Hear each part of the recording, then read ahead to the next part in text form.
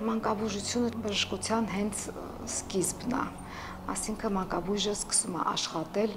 ծնված նորածնի հետ։ Այդ կապը մանկաբույժ ու երեխա շատ սերտ է լինում։ Երկար տարիներ աշխատել եմ Ստեփանակերտի մանկական պոլիկլինիկայում։ Պատերազմից հետո տեղափոխվել ենք Երևան, դեկտեմբերի վերջ, հունվարի սկիզբ սկսել եմ աշխատել բարեգործական պոլիկլինիկայում։